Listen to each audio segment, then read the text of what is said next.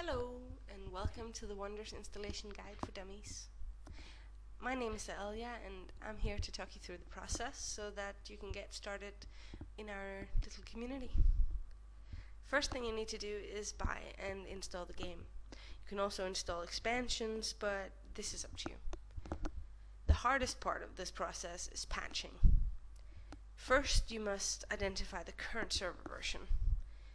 The easiest way to do that is to check the banner on the front page or this link. The version then says here. This changes on occasion, so make sure you check it and don't just go with the version in this video. Now, easiest way to patch is to run the game, input any username and password, and hit login, and it'll then start patching on its own. Then all you need to do is hit OK on occasion, but we're a little bit behind, and this patcher does it in great big chunks, so you have to stop it before it goes to the final version because it'll pass hours then.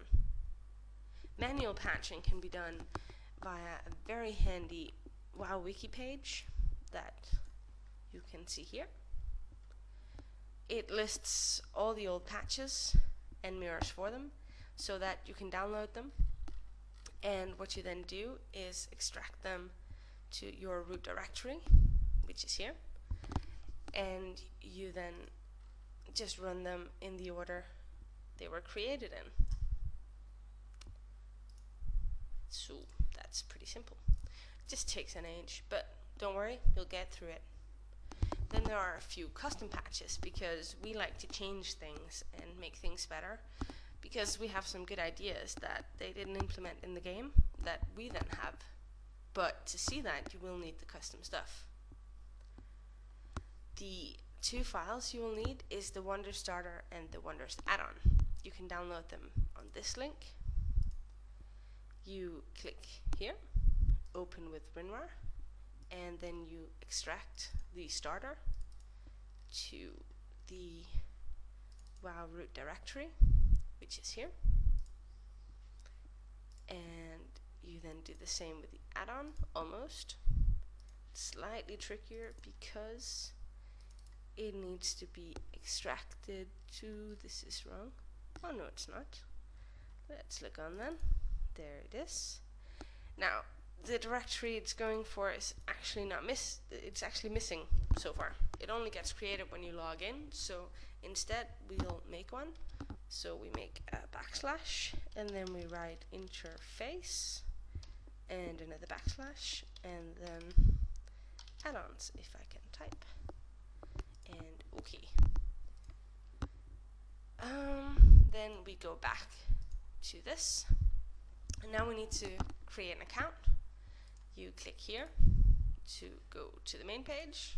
You then input a username and a password and an email, and you then have to agree to follow our rules, and you hit subscribe.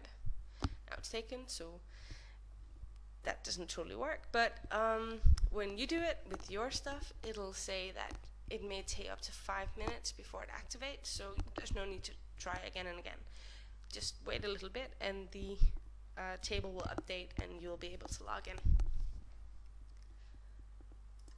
Another handy thing is a forum account. The forum is used for communication, and it is used for bug reports and announcements, so it's a really good thing to be able to access it.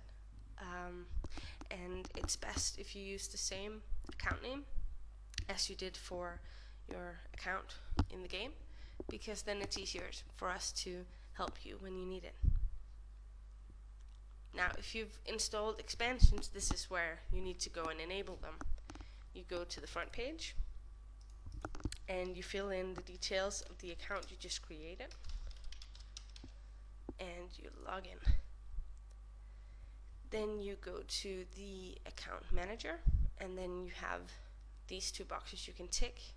Just tick them if you have the expansion. If you don't have the expansion, don't tick it, because then it gets a little messed up.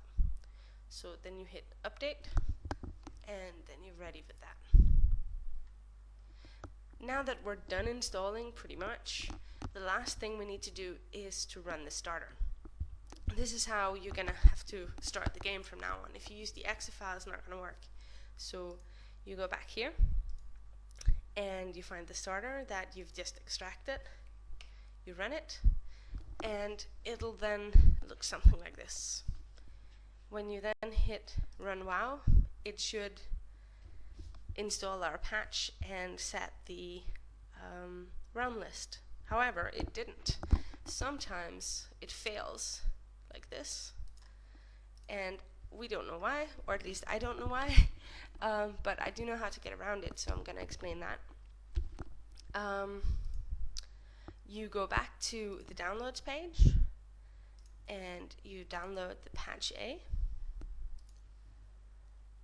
and open the containing folder and copy it. Then you go back to your directory, to the data folder, and here you paste. Yes, that is what you do. And then you have to set your realm list, because that's the other thing the starter does, which you do in WTF and config. Choose open with WordPad, and then you can see the realm list is down here. It'll say another URL here, but you need to change it to wonders.mine.nu, and that then points your client to connect to our servers rather than the official realms. Then you go to File and Save and close it. Once this is done, you can then, again using the starter, launch the game. I have to find it. It is here. And then you just uncheck the check patch function, and you can then run WoW. Now there's one more function on this thing that's quite handy, which is the clear cache function. The thing is that if you've been to a different private realm, or you've been on officials, or we've changed something, then things may appear differently than they are to you. This is because the game sort of saves a little bit of information in a folder, so that it doesn't have to load it all the time.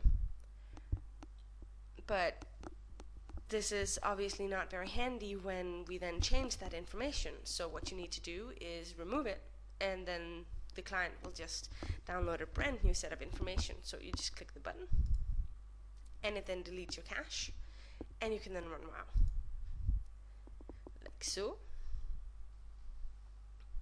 You then fill in the information, hit login, and voila, ready to go.